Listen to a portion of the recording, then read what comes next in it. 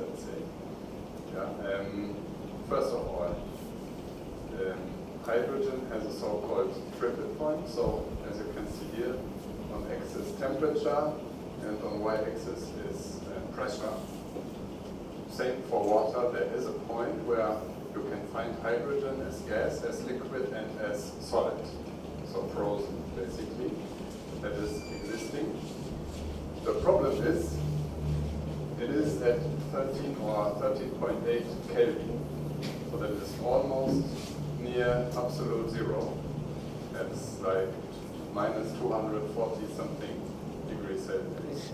So if you want to store hydrogen as a liquid, which would bring you a lot of advantages because you can just store much more in much smaller space, you need to cool it down to 13.8 Kelvin. And that is a big problem. So, and another problem, if you are at the boiling point, a boiling temperature, as you see, minus 252 degrees Celsius. Yeah, for us it's not understandable, but you see hydrogen gas when you are above 252.9 degrees Celsius, basically. And it melts already at minus 259.2. That is one of the core properties of hydrogen. Everything that you want to do with it that is not with the gas, you need to cool it down to almost absolute zero. And one, let's say, also issue when you use hydrogen. I don't know if you ever heard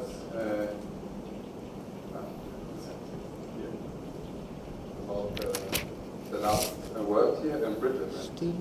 That is one of the major failure causes for steel, actually.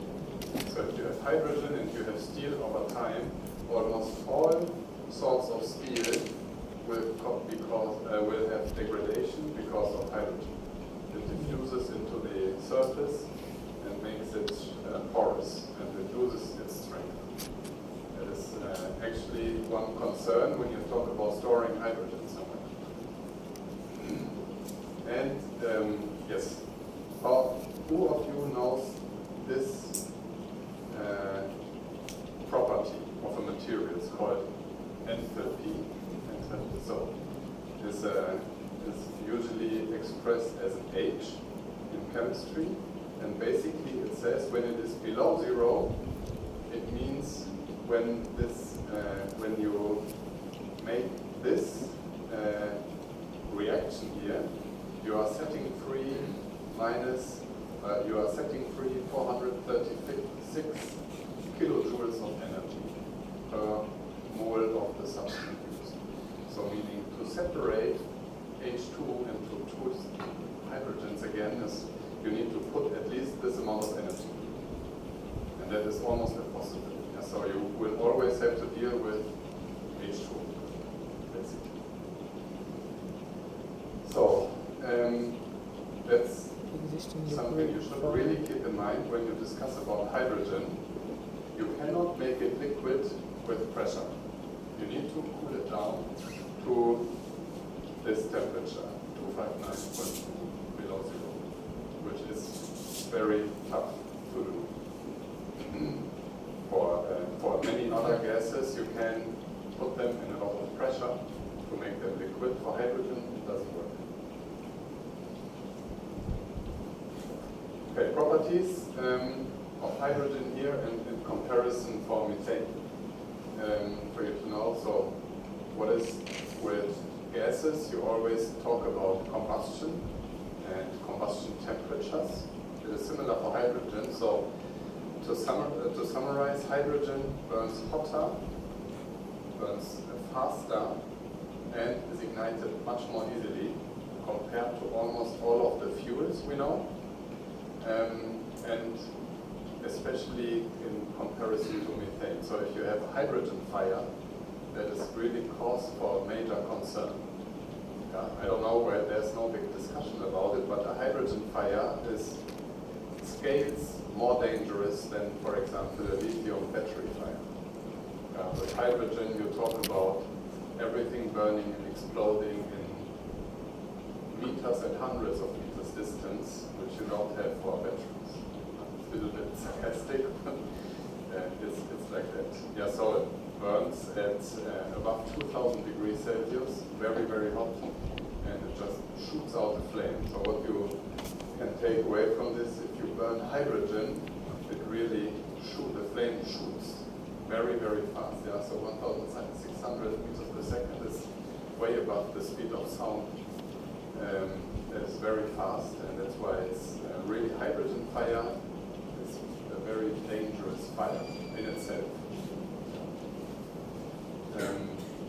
But on the good note, because hydrogen is so small, it just goes everywhere. It diffuses everywhere very fast. So to have a critical concentration of hydrogen somewhere, that is really difficult.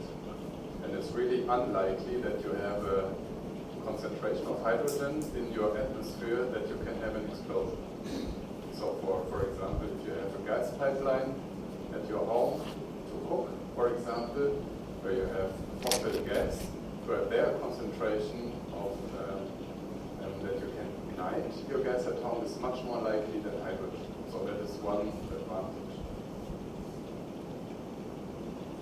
So, how to transport hydrogen? There are many options. Yeah, as I said, you can transport it as a liquid, and it's actually also being done, cooled down to minus 250 degrees. You can compress it by quite a lot in automotive. Today's standard is 700 bars, so it's very high pressure that you apply. Or what is also being done is you can bind it to a carrier material so that you don't transport it as hydrogen, but as some other material, and afterwards you strip the hydrogen again. So these options exist currently. You can do it with a pipeline. You can transport it as liquids on a ship, as a carrier, as you want on a ship or in trucks. You can transport it as ammonia, as I said, for example, onto a carrier on a ship. You can transfer it to methane, as I said, and use your pipelines again, or basically everything per ship.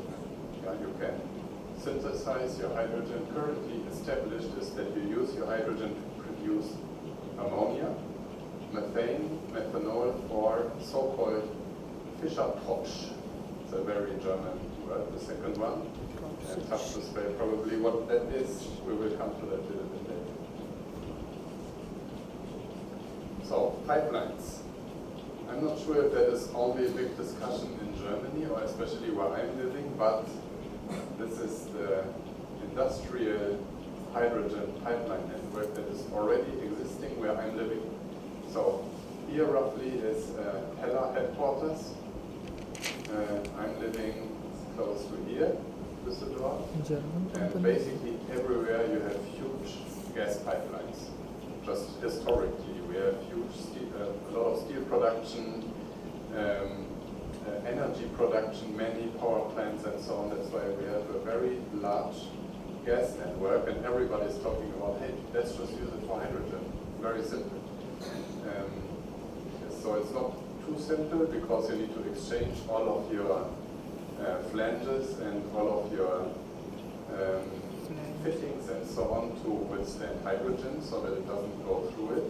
But in theory it would work. Yeah. The pipe itself, not. No.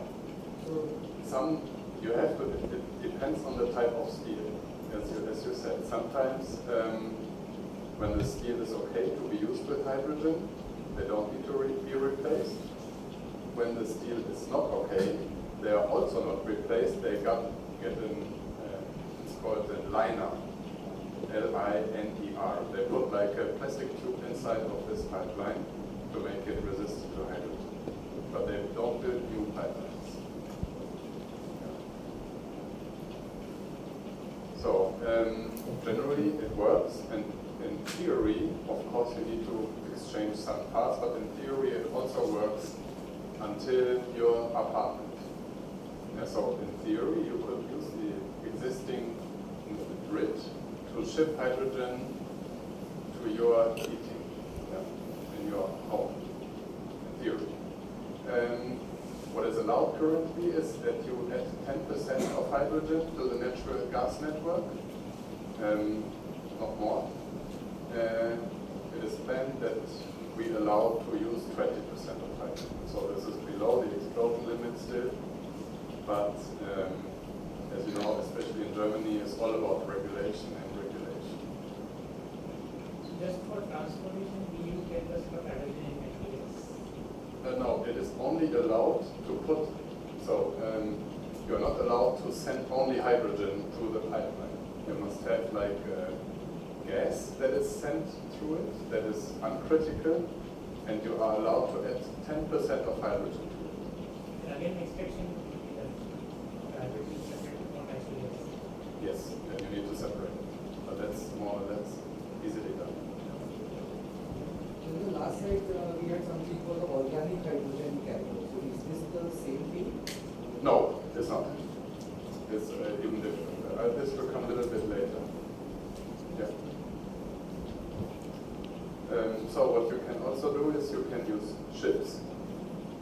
Yeah.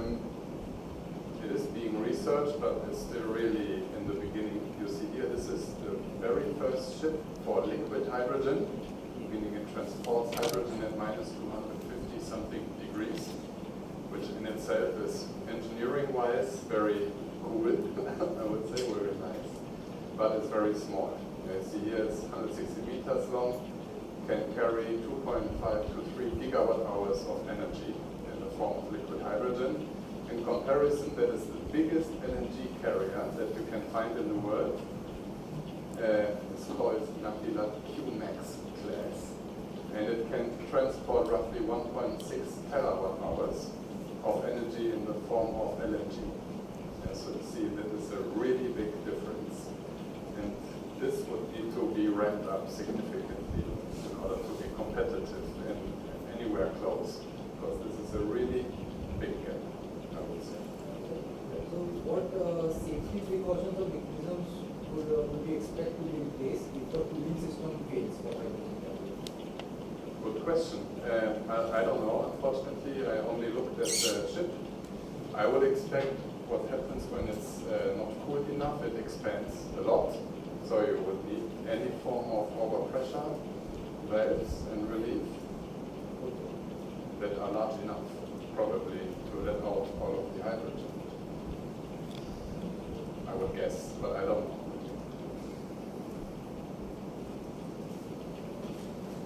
So again, as a summary, what we can do, we can store it physically as gas, liquid, or cryocompressed, say 700 bars roughly, or we can attach it to any other material.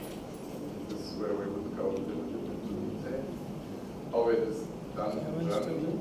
Gas storage, currently, Germany has the largest gas storage in European Union. I also didn't know until some weeks ago.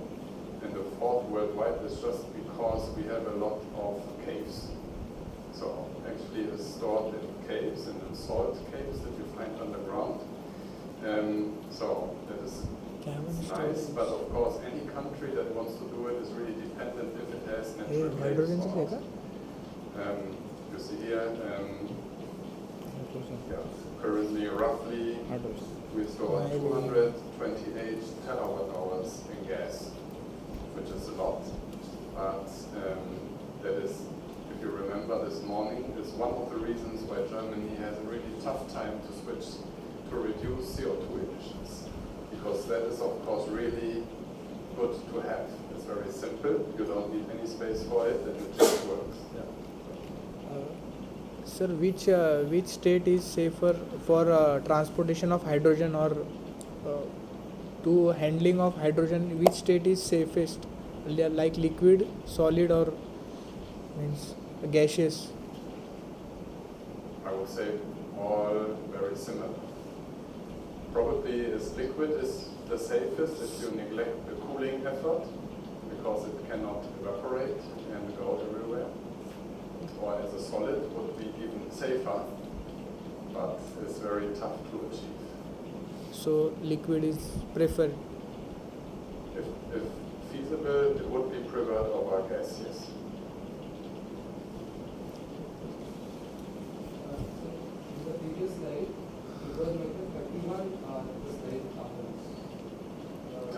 31 cabins was and 16 core facilities. So what are core facilities? I think what this is, that is not a cave, but it's just an assembly of small holes, like a sponge underground. Cylinder or it's a natural formation? Natural, yes, but not a cave, but just What that is the ground is so full of pores that you can use it as a gas storage.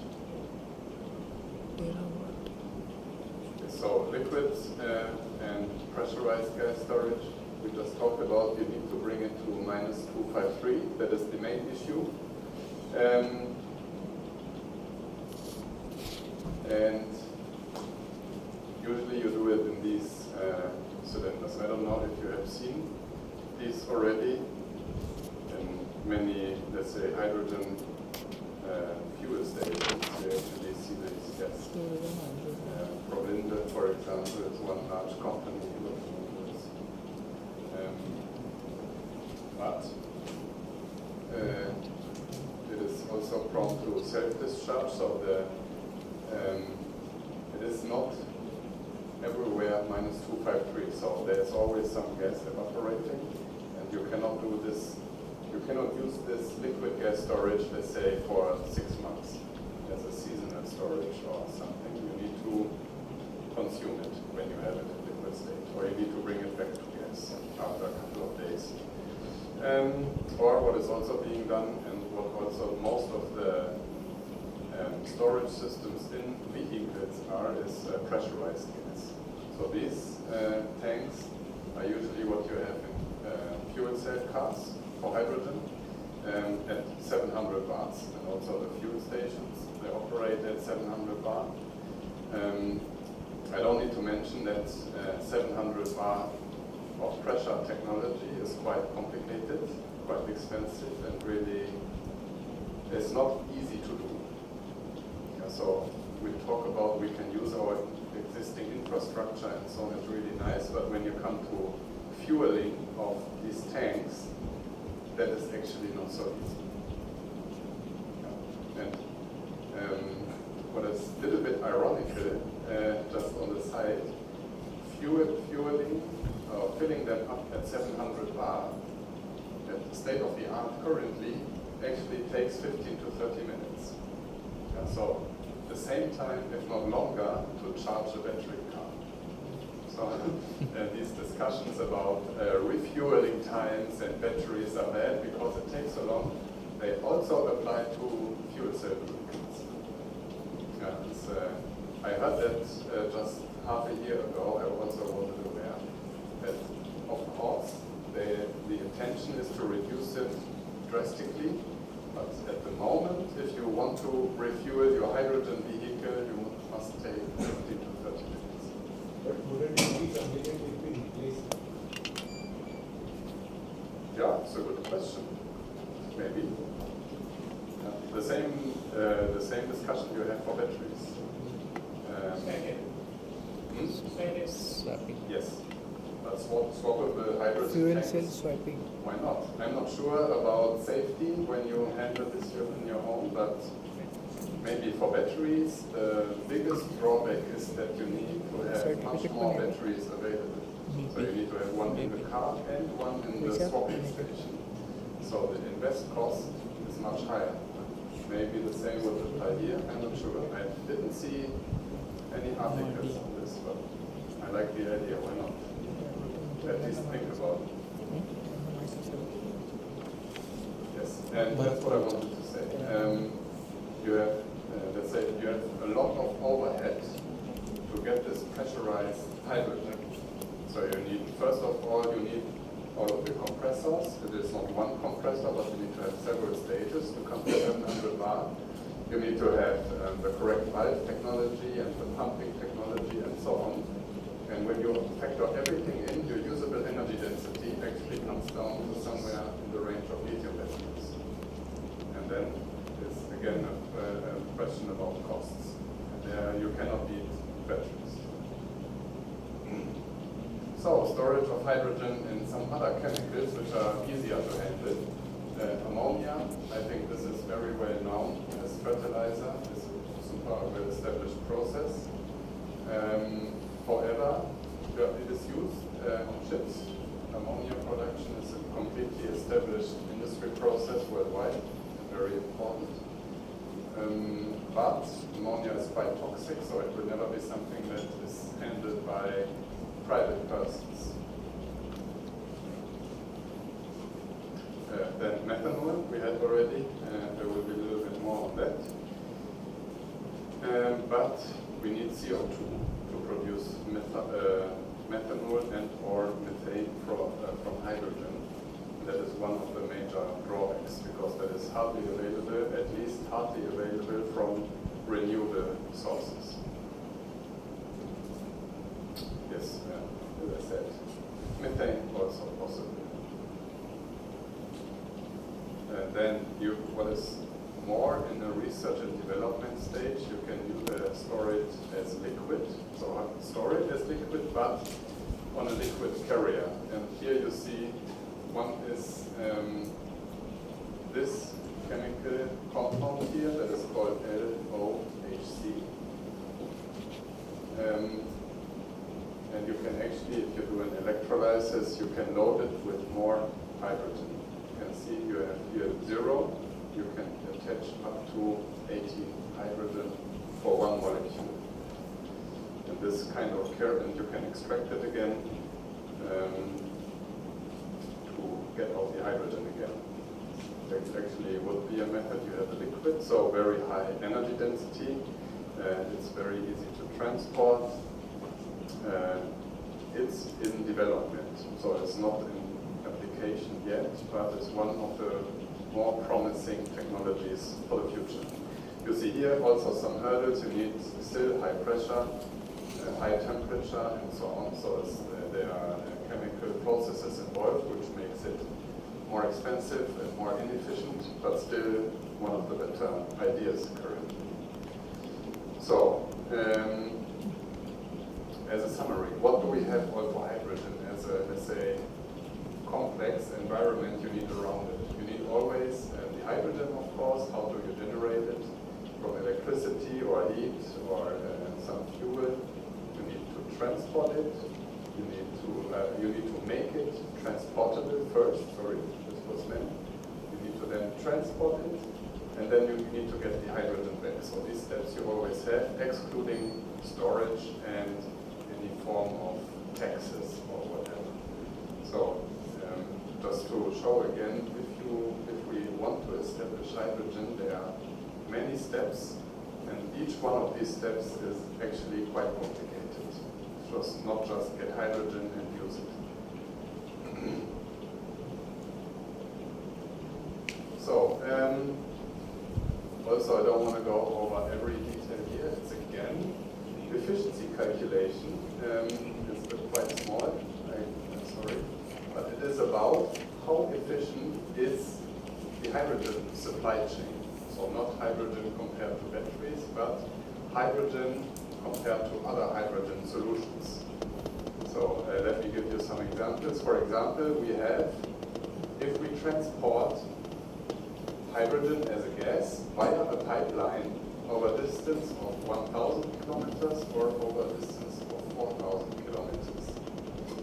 Usually you lose roughly, you have 99 to 96% efficiency. And of course the efficiency drops the longer you transport it, because you have some evaporation always. And the longer your pipeline, the more self-discharge overall you have, and the lower your efficiency.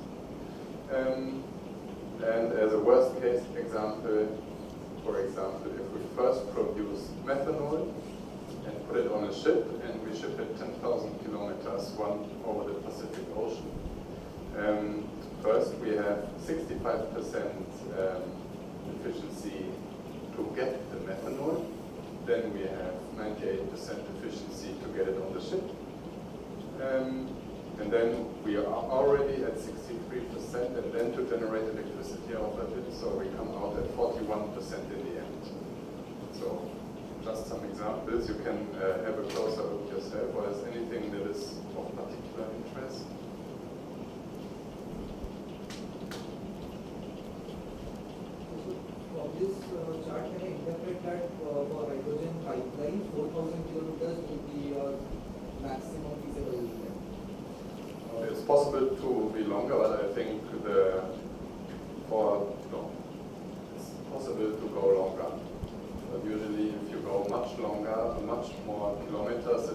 better to use ships. So more economical or cheaper. Yes.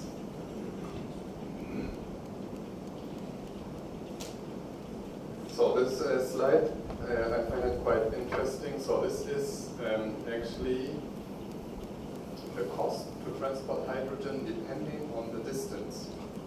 Just the question you asked. So here you have the distance from 0, 2,000, 4,000 to 14,000 kilometers. And on the y-axis you have cost per usable energy at the end customer. So let's say all of the steps included. And basically what you see, the pipeline costs, they increase linearly. Of course they are very low in the beginning, the pipelines you already have and need not very large investments into the infrastructure. For example, if you transform it to methanol first, you have a high heads-up cost and also a very low efficiency right at the start of your transport. But you have almost no cost the longer you transport this. As you see, around here, just below 12,000 kilometers, it becomes overall less expensive to ship methanol compared to pipelines. And so there are ammonia is even better, but there's more safety concerns and so on. So pipeline is really feasible up to a distance of 6, 7, 8,000 kilometers, according to this chart. It's not, I think it's from 2020, so it's not the absolute newest data, but has some prognosis. Yes. So if we don't have, like, it says like it's a retrofit for pipelines. So if there Yes. are existing pipelines, then only it is profitable. Otherwise, it will be very costly to actually for it. Yes, correct. But some retrofitting is included, but not new pipelines. It's all based on the assumption that you use the existing pipeline network. Yes.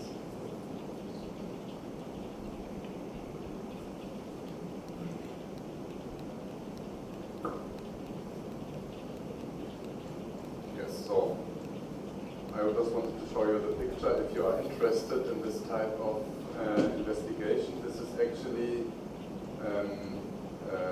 open source model done in Germany. So a simulation, the assumptions you can see here, including the costs and so on. If you are interested, you can also take a look yourself.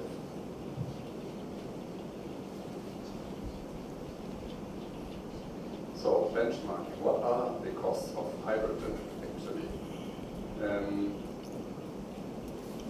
As a comparison, we have here fossil H2. So we extract, for example, oil or gas out of the earth somehow with fracking or with traditional oil fields, whatever, and you use, for example, methane reforming in order to get hydrogen. We can, these prices are assumed, so just to that you get an impression, we talk about roughly 1.8 euros per kilogram hydrogen for 3.5 cents per kilowatt hour of natural gas that we get out of the earth. So the fossil H2 price has already a very strong dependence on how expensive is my natural gas that I'm getting out of the earth or not. And what you see here as the orange bar is actually the CO2 price that is added on top because we are emitting CO2, as we discussed this morning. So at least in Europe, this is already a thing. So taxes for CO2 emissions. And this is only this orange bar actually helps in making all other forms of hydrogen transport and production competitive. Now, if you would leave away the orange bars, I think it will take you roughly at double the price, and then it becomes tough to any competition to fossil H2 usage.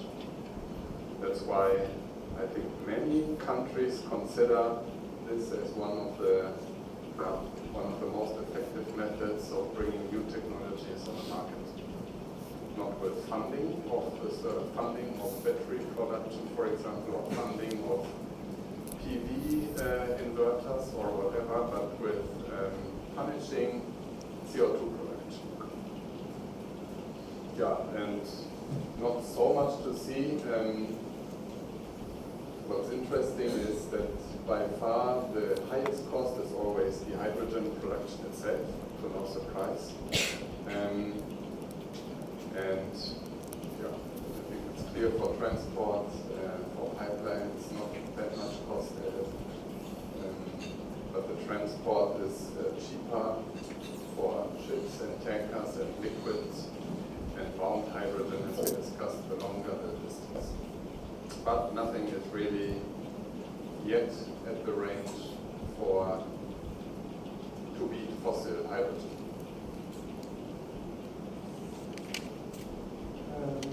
Some more examples. Yeah. You can also have ammonia made from renewable hydrogen, or you can have ammonia also made from fossil gas. That is cheaper, of course. Just as an example, methanol is the same. You can produce methanol from fossil gas, or you can produce methanol from renewable hydrogen. And these are just cost comparisons. One example, currently methanol from natural gas, we are at just above 7 cents per kilowatt hour, and if you produce it renewably, we are roughly at 15 and a little bit.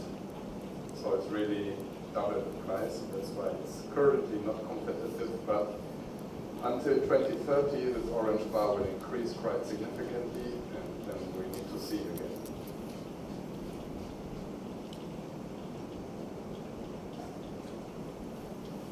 Okay, and then one last slide, benchmark against oil and natural gas itself. So if you just take the natural gas and use it, for example, in a gas turbine, in a gas power plant, we are today today at just below 10 cents per kilowatt hour, and if we would produce methane from renewable hydrogen, we are roughly at 17, 18 cents per kilowatt hour. So it's quite a drastic difference. €1 किती लागेल? ₹100 €1. Yeah, as I said, current state of the art. Yeah, we have what is ready to go. Ammonia is, I don't know when did they win the Nobel Prize for ammonia production. 1930 something. So this is really long established industrial process, no problem at all. What is in the next future, there's only minor obstacles to overcome. Pipeline to produce methanol out of the hydrogen and efficient product. And what is still not really foreseeable in the near future is that you use ammonia for energy production. So currently it's used as a fertilizer. That you use methane. Liquid hydrogen is also still in trial and error phase, I would say, and that you use bound to a liquid carrier, which would be, in theory, a very good solution. So, conclusion. For hydrogen, we also have very many options, but the options are very different from hydro storage or battery storage and so on. So we need to figure out how to transport, how to use it, and we will nearly need to consider cost is much more important than for any other storage technologies, because we have the fossil gas and oil as a direct competition this time. Yeah. And of course, efficiency is still a thing. As I mentioned, to directly use the electricity we generate for the use is always the best option. But the industry is ramping up. If it's also ramping up for automotive is to be clarified. I I would say. Okay, now we come to production and e-fuels. Is e-fuels a discussion in India? I could not find too much information. Did you hear about it? No? Yeah. It's, I don't know. Bitte? Yes, it's artificial fuels. Yeah. So what we have in India is that we are mixing, I think, 20% or 10% ethanol with the normal gasoline that we use. This we also have in Germany. Yeah. That's what. Now, e-fuels is that you produce fuel that you can use in your combustion engine. Yes, I think so. But there are different processes. Yes, that you use renewable electricity to produce oil, fuel, basically. Yeah. Okay. Yeah, I already said hydrogen comes in many different flavors. And it's important Green to hydrogen, distinguish yellow because hydrogen, hydrogen is red one of the hydrogen. main pillars of CO2-free, let's say, energy supply. However, hydrogen can come from many other sources. I don't know who came up with it, but hydrogen always has a color. So you have green hydrogen, you have red hydrogen, you have orange hydrogen, and so on. That's actually used as a name. Yeah, so that's not something that somebody pictured. It's actually used when you ask, can we use black hydrogen, whatever. Because when we say we need hydrogen for electromobility, we need to make it work with fuel cells. We could say, okay, we have so much coal, let's just make electricity with coal power plants and produce hydrogen. No big issue. However, that really is then not CO2 neutral. That is the big issue, that in order to have CO2 neutral hydrogen, we need to use green hydrogen. Or, for example, yellow hydrogen, that we use various, or you can also argue that you use, nuclear, red hydrogen here. It's also in theory CO2 neutral. Yeah, but to use conventional power plants to produce hydrogen is not a part of energy transition, let's say, or electromobility. So, yeah, as I just said, fuels from renewable energies, such as hydrocarbons, so like this one and so on, you can also produce ethanol in this way and use it as a fuel, for example. All of this is used in as a, let's say, word for it is e-fuel or synfuel. Synfuel, e-fuel is usually called like that. Yeah, for example, methane, hexane is a big topic in Germany. I don't know why. I think because we have some big oil companies and large car companies that they all want to use their combustion technology that they are so good at. So this is really a big discussion in Germany. But yes, so generally, what do you do? How do you get e-fuels at all? So what you do is, as I said, you use your hydrogen and CO2 from wherever it may come, and you have some keywords. I think it makes sense maybe to try to remember only the words. I know that many information is lost, but if you remember the word Sabatier reaction, water gas shift reaction, and Fischer-Tropsch synthesis, just to, vaguely, if you see it, that you know roughly what it does, I think is worthwhile. And these are the three reactions needed to produce from hydrogen any form of liquid fuel. Methanol, ethanol, hexane, whatever you require. So you use Sabatier reaction is something that you use to get methane. Fischer-Tropsch is something you then produce the fuel.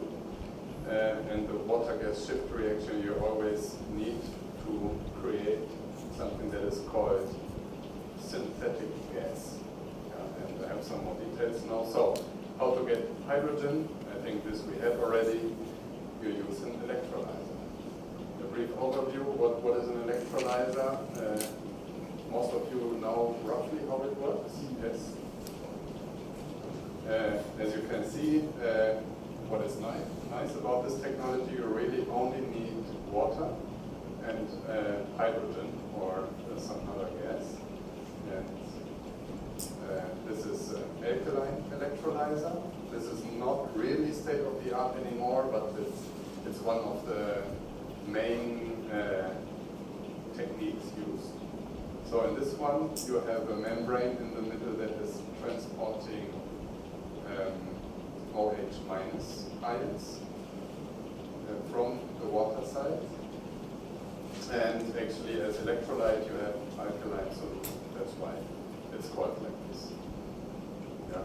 Usually, you use potassium hydroxide. There are also other solutions available. What is always a huge cause for cost is this membrane. It's usually a porous zirconium. Actually, it's an element of the periodic table, and it is known for being, it can transport these OH minus ions. It's also used in fuel cells, solid oxide fuel cells, for example, and so on. So it's a solid and can still transport these ions. It's quite cool technology. And the electrodes, as always in fuel cells or electrolyzers, they contain many expensive metals. And is currently the absolute standard in the industry, but not the best from a technological point of view. And it has, what is the biggest drawback? The current density is quite low, so you cannot push much power into it. So what is, let's say, the next trending technology, which is also in research, or not in research anymore, in application, quite a lot, is PEM. Fuel cell PEM electrolyzer is a very well-established word. PEM can be short for proton exchange membrane, or can be short for polymer electrolyte membrane. So both work and both is correct. I think there's no real naming convention on what to do. The concept is the same, only that your membrane transports now H plus the other way around and not OH minus. That is the main difference. Still, you have water and hydrogen as the reactants. And here you don't have alkaline solution, but an acid solution. So in theory, it's more tricky to handle, especially if you spill something. You have much higher current densities, you have longer lifetime, but you see already here, I would have guessed you cannot get more expensive than these materials, but here you are even more expensive. So you use precious metal, usually platinum, on your electrodes,